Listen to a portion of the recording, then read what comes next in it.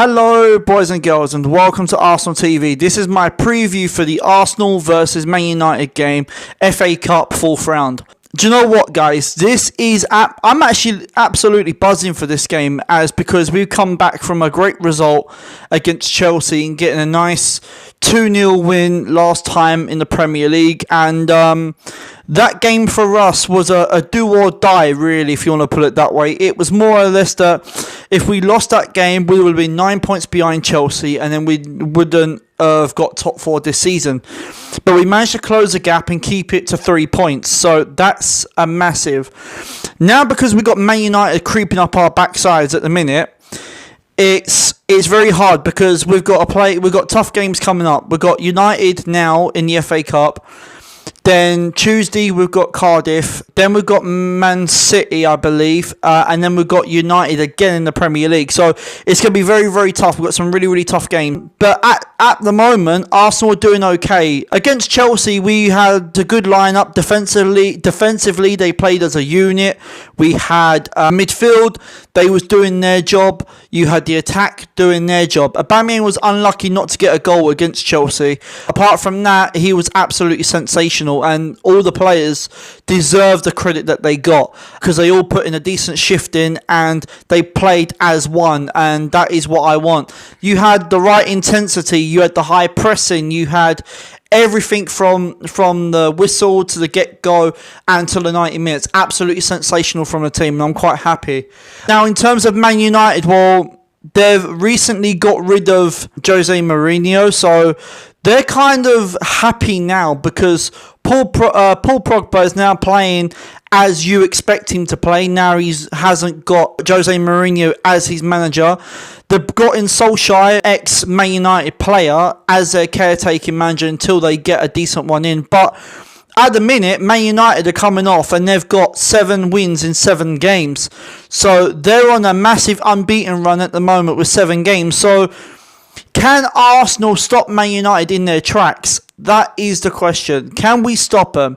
I think that if we go with the right mentality and we go with the right intensity and keep the high pressing, then I think we can beat them at any given day.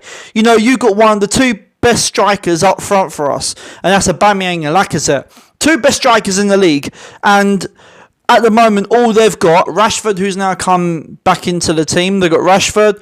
They've got Martial, who we need to keep a lookout for as well. They've also got Lukaku, but Lukaku hasn't really done that much for them.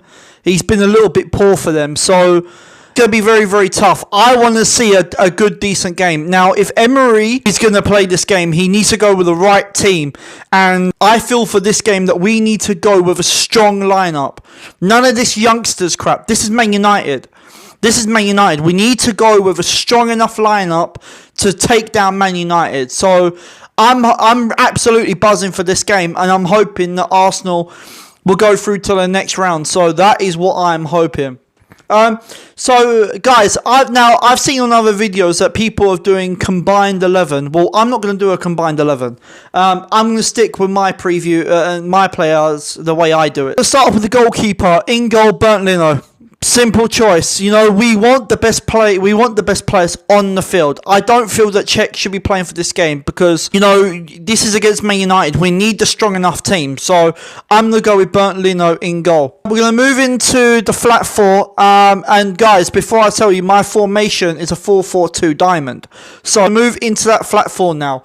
Playing at right back is going to be Maitland-Niles. Simple reason because I don't trust Lichtsteiner and I don't trust Cole Jenkinson. I know Jenkinson and Lichtsteiner are going to be there if we need them, but I would personally go with Maitland-Niles because we need pace from the back, and I feel that with now Hector Bellerin, he's going to be out for the rest of the season now with his ACL injury, so that's a massive, massive loss for us, and I hope that he comes back a lot stronger. Now, because you have Bellerin, because of his pace, I want to see more pace, so I'm going to go with Maitland-Niles in that position.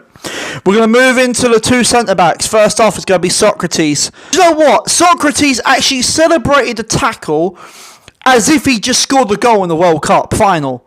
That's it. That's exactly what he done. So yeah, he put in a decent performance in against Chelsea. He stopped Hazard in his tracks And you know what? He's been our best defender all season. So that is what I'm going to go with. I'm going to go with Socrates. Playing alongside him, Lauren Koscielny. Do you know what? Lauren Koscielny has been in that game against Chelsea. Brilliant. Top notch. That's the Lauren Koscielny from about a couple of seasons back. That's the Lauren Koscielny we want to see. So I'm hoping against Man United he can do exactly the same like he done against Chelsea. Make sure his positioning is right. Making sure his timing is right. I'm quite happy with the way he played against Chelsea. So I'm sticking him in there alongside Socrates. So that is Lauren Koscielny. We're going to move into that left-back position. And I'm going to go with C. Koležník. Koležník's been playing well for the past couple of games. He's done his job. Done what he had to do. Yes, there's been games in the past that he hasn't played well. But you're going to get that from players. There is players that are not going to play well in certain games. But I want exactly the same like he done against Chelsea. Getting in there, getting stuck in and making sure that he can go into that final third to create chances for us into goal-scoring opportunities. So I'm going to go with Sead Koležník. Now we're going to move into a diamond 4 that's going to play in front. So the person that's going to be sitting at the back, that's going to be protecting the back line, is going to be Lucas Torreira. I thought he put in a decent shift in against Chelsea, done his job, did what he had to do. It was a good battle between him and Kante, but only thing is, I feel that Kante was out of position. So I don't know. That's all down to Sarri. But I feel that Kante was a little bit out of position. If you had to combine the two for their battle, then I would say Lucas Torreira won it. Because Arsenal were the dominant team from minute 1 to 90. So I'm going to go with Lucas Torreira in that position. Now we're going to move into the two midfielders that are going to play opposite each other in front of Torreira. We're going to move out onto the right side of that diamond, and I'm going to go with Guendouzi. Now guys, you got to remember Guendouzi is 19 years old. He's still young, and at the moment I feel that he is improving a lot. Now, I've noticed in the last couple of games when he's got the ball, he's released it quicker, and I like that. Now, if you saw that previous games, he kept holding that ball up and trying to find that person, but now as soon as he gets a ball, he's releasing it quicker. So I really like that what Guendouzi is doing now. So I'm very happy with the way Guendouzi's playing right now. But just remember guys, he's only 19 years old, but he's doing the job.